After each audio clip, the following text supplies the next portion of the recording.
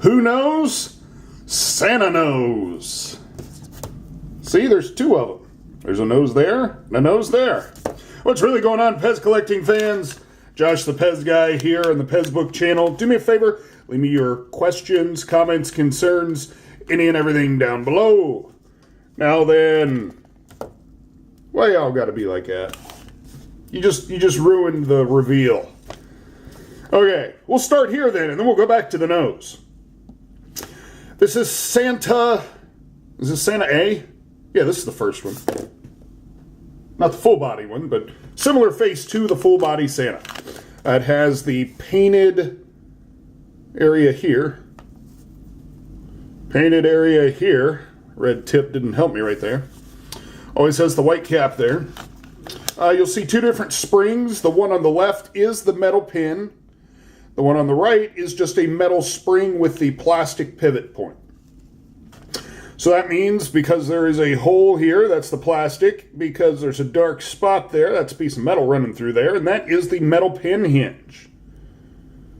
So that means there's two different molds. So how can we tell them apart? By not looking at the side of the face. We look at the nose. Okay, see? Two different ones. Yeah, I know he's a little boogered up, but you know, you're gonna have that.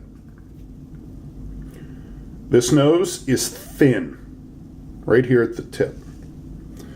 See where it's more bulging here? And then when you look at the lines in the beard, I know it's kind of hard because there's that melting going on there. These are a little bit thicker.